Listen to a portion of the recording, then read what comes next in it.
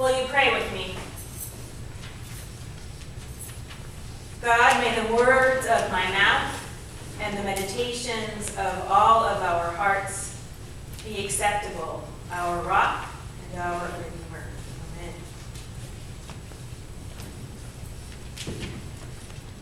In the gospel today, Jesus speaks about what we know as named the Golden Rule. You shall love your neighbor as yourself. This is a very simple commandment, but when we look at it, is it really that simple? Sometimes the Golden Rule can become more of a sweet greeting card saying, but the meaning of the Golden Rule is quite profound, and so I'd like to dive into that today. So in our scriptures today, Jesus is being tested again by those that are in power. Like my sermon last week, he's being harassed by the powers that be. Now the rabbis in Jesus' time, and this would include the Pharisees would have followed this, they had counted 613 commands. 248 were positive and 365 were negative commands that corresponded to all the days of the year. That's a lot of commands to keep track of. And although the rabbis could also give summaries to the law, sort of like what Jesus was asked to do, the Pharisees were a sect of Judaism that were very, very strict in following the Jewish law. And the concern about this law led them to separate themselves from those who were different, from those they thought were unclean. So you can see why Jesus was questioning this way of thinking and the status quo and trying to break down barriers between peoples that were seen as a threat to the Pharisees. Now, Christianity is not the only religion that has somewhere in their sacred text the Golden Rule. First of all, we have to remember that Jesus is speaking from his Jewish heritage, and he takes much of the Golden Rule, in fact, almost all of it from the Old Testament. Deuteronomy 6:4 is called the Shema, and it says, "Hear, O Israel, the Lord is our God, the Lord alone. You shall love the Lord your God with all your heart, and with all your soul, and with all your might." And in Leviticus, you might have heard today, we read in verse 18, "You shall not take vengeance or bear grudge against any of your people, but you shall love your neighbor as yourself. I am the Lord." Now, loving your neighbor is not only claimed by Christians or Jews, and I don't claim to know all the religions of the world. I don't think anyone does, and I certainly don't know very much about all the religions of the world. But in Buddhism, we have the saying from their text, "Hurt not others in ways that you yourself would find hurtful." In Confucianism, we have the saying from one of their texts, "Do not do to others what you would not like yourself." In Islam, we have, "No one of you is a believer until he desires for his brother that which he desires for himself." In Hinduism, we have, "This is the sum of duty. Do not unto others what you would not have them do unto you." So for Jesus, loving God and loving neighbor is central to his ministry. And as you have heard from the other world religions that I spoke about, there is a need, I think, that is deep within all of us as humans. It crosses continents, cultures, and socioeconomic status. That need is that we want to connect to one another. Now, some people like more solitude and need more quiet time, but all of us want to connect to others. You can say it's part of our DNA. Now, as Christians, we also need to claim that loving God and loving our neighbor is the center of our faith. In fact, we even have the Golden Rule in our mission statement that you will find in all of our annual reports.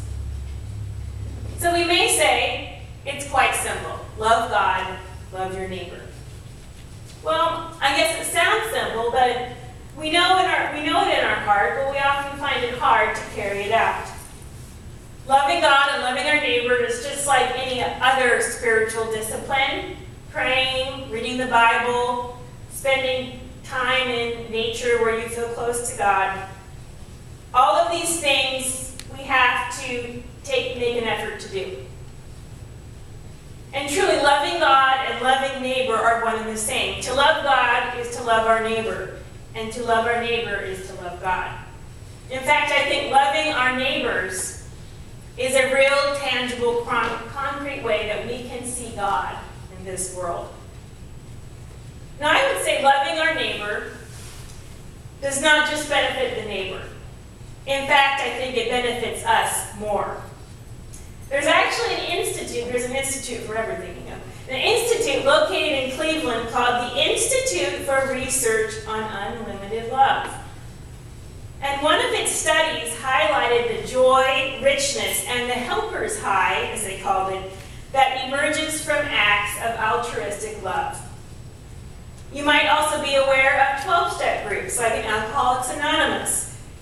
When someone is going through a rough time in that group, the person is encouraged to do acts of service instead of retreating inward, to do acts of service to help others.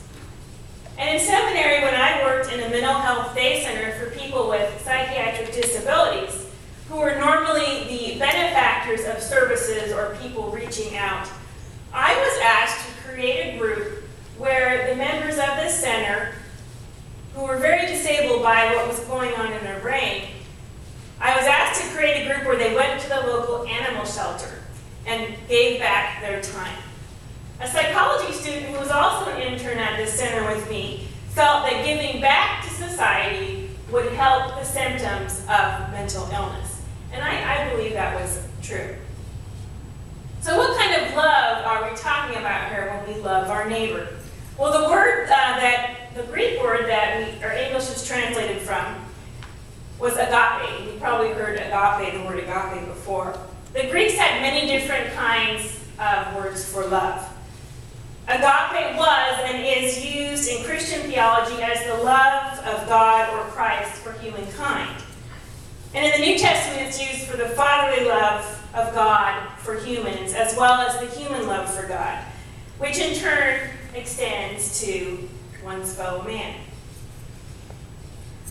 Agape is love that is unconditional and unlimited. It's not a superficial love, it doesn't care about image, but it's a love of commitment and action. And this could connect to some of our Old Testament words for love, like covenant love or steadfast love. So in our Old Testament, loving our neighbor usually meant loving another Israelite. Jesus takes this a step further and tells us that we must love our enemies. Matthew 5:47 says, "And if you greet only your brothers and sisters, what more are you doing than others? Do not even the Gentiles do the same?" So having a mature faith helps us understand and act out this agape love. When we have love in our hearts, we know that we are not perfect, but that when we help others out of our own brokenness, we are blessed.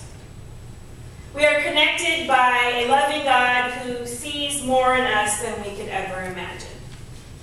Now, I want to emphasize that we are never too old or too young to love our neighbor.